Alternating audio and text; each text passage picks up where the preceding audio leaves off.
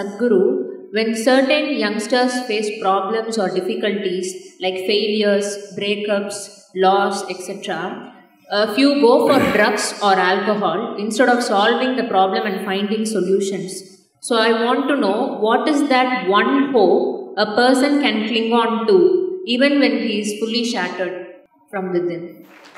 Oh, so many broken hearts here who are clapping their hands.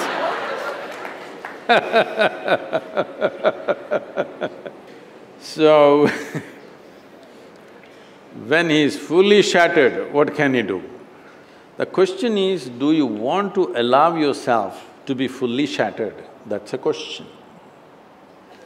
And many things that don't work out in your early life, you will see later on, it is a great blessing. There are many ways to look at this. Let me tell you this. This happened in 1941. This is just when the Nazi movement was building up in Germany and in some parts of Europe. So one day in Austria, a bunch of German soldiers came, broke into the homes, the Jewish family, a rich family, they broke the home and took away the adults, everything was robbed. And these two children, a 12-year-old girl and an 8-year-old boy, were taken away. They were taken to a railway station. This is the month of November end, December kind of time, when it's becoming very cold. So they were kept in the railway station for 3 days because the trains did not come. Boys, little boys being boys, they started playing football. So they were playing football and then suddenly the train came. The train is not a passenger train, it's a cargo train, the goods train.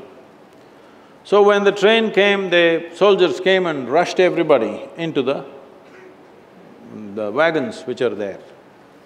Everybody got in and the little boy and the girl also got in, but the little boy forgot to wear his shoes. He left his shoes outside and they pushed him into the wagon. So without shoes he came. His sister, a 12-year-old girl, saw her kid brother coming without shoes and she got mad with him. She held him by the ear, boxed his ears, scolded him nicely, slapped him. Say, "You idiot, already we are in enough trouble, now you come without shoes."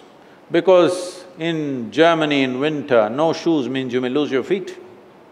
So she's angry about that. In the next station, the boys and girls were separated.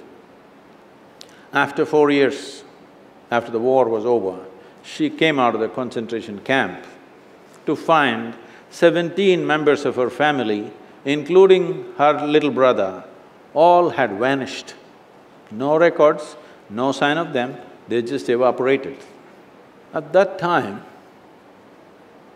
the only thing that bothered her was the last few things that she said to her little brother. She loves her brother, but the last few things that she said to him were such terrible things, it rang in her mind and troubled her. These are the last things I told my brother and after that I'm never going to see him, he's gone. So she took a vow, if I speak to anybody in my life, I will speak in such a way, if this is my last word, I will not regret. This one thing transformed her life in such a way. She went on to United States, she died in 2006, she did some phenomenal work, built a hospital somewhere near Chicago, I think. She lived a fruitful life. I'm saying, even if you're put through the most horrible situations, either you can come out using that experience as a better human being, or you can use the experience to become a horrible mess. So whenever something hurts you, there are two options. You can either become wounded or you can become wise. This is the choice. The more things hurt you early on in your life, the wiser you should have become, isn't it? But unfortunately, most people become wounded. This is simply because they just need an excuse to turn their own intelligence against themselves, that's all. Especially if the world around you turns against you, is it not very, very important that your intelligence stands up for you?